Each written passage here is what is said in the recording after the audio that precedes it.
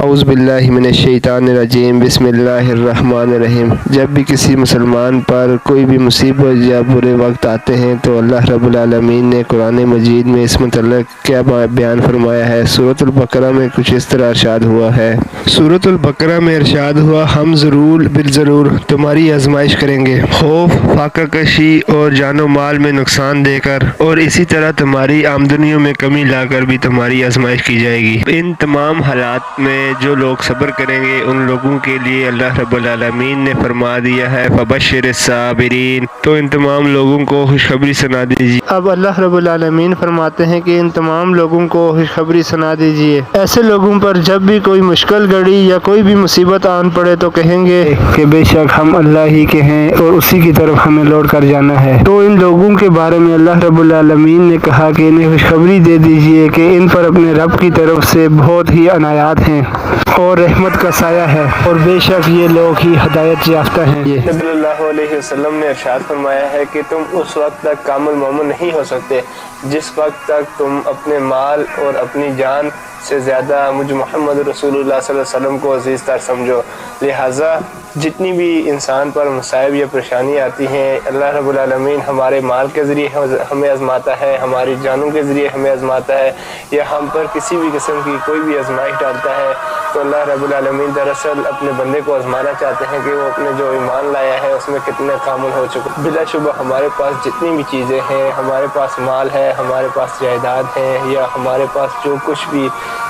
کچھ بھی اللہ رب العالمین نے ہمیں عطا کیا ہوا ہے، اللہ رب العالمین کی سب ہمارے پاس امانتیں ہیں۔ اللہ رب العالمین ہمیں آزمائش میں مبتلا کر کے یہ بتانا چاہتے ہیں کہ یہ سب چیزیں عارضی طور پر ہمیں دی گئی ہیں۔ علی ابن ابی طالب کا قول ہے کہ جس شخص نے صبر کیا گویا اس نے کبھی ٹھوکر نہ کھائی۔ آزمائش کے متعلق حضرت ابو ہریرہ رضی اللہ تعالیٰ عنہ روایت کرتے ہیں کہ محمد رسول اللہ صلی اللہ علیہ وآلہ وسلم نے بیان کیا کہ مومن مرد اور عورت کو اس کے مال اولاد میں مسلسل آزمایا جاتا ہے،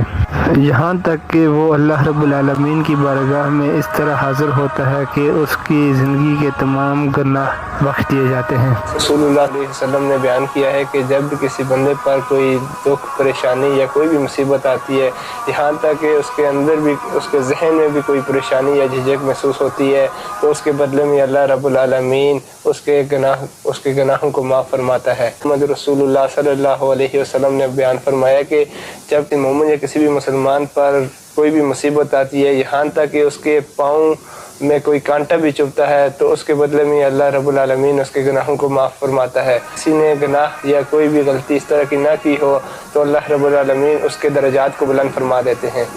حضرت علی رضی اللہ تعالیٰ عنہ کے متعلق بیان ہے کہ حضرت علی سے کسی نے پوچھا، یا امیر المومنین، آزمائش اور سزا میں کیا فرق ہے؟ تو آپ رضی اللہ تعالیٰ عنہ نے بیان فرمایا کہ جب تم پر کوئی مصیبت آئے تو اس وقت تم اللہ کے سامنے صبر اور شکر بجا لاؤ تو سمجھو یہ تمہارے لیے آزمائش تھی، اور اگر کوئی مصیبت یا آزمائش تم پر آئے تو تم اس وقت اللہ رب العالمین سے دور ہو جاؤ تو یہ سمجھو کہ تمہارے لیے سزا ہے۔ قرآن مجید میں ایک اور جگہ پر اللہ رب العالمین ارشاد فرما رہے ہیں کہ کیا یہ لوگ سمجھتے ہیں کہ ہم ایمان لائے اور یوں ہی چھوڑ دیے جائیں گے؟ ان لوگوں کو ضرور بالضرور آزمایا جائے گا کہ یہ اپنے ایمان میں کتنے کامل ہیں۔ اسی متعلق سورہ الحدید میں اللہ رب العالمین فرماتے ہیں کہ کوئی مصیبت ایسی نہیں جو زمین میں یا تمہارے نفس پر نازل کی جائے، ہم نے اس کو اس سے پہلے کتاب لوح محفوظ میں لکھا نہ ہو، اور ایسا کرنا اللہ رب العالمین کے نزدیک بہت ہی آسان ہے۔ اسی متعلق اللہ رب العالمین فرماتے ہیں سورہ الحدید میں کہ یہ سب اس لیے ہے تاکہ جو تمہیں نقصان ہو اس پر تم دل نشستہ نہ ہو اور بھول نہ جاؤ۔ بے شک اللہ ایسے لوگوں کو پسند نہیں کرتا جو اپنے آپ کو بڑا سمجھتے ہیں اور فخر جتاتے ہیں۔ رسول کریم صلی اللہ علیہ وسلم نے فرمایا کہ سب سے زیادہ جو مصائب اور پریشانیاں آئی ہیں وہ انبیاء علیہ السلام پر آئی ہیں،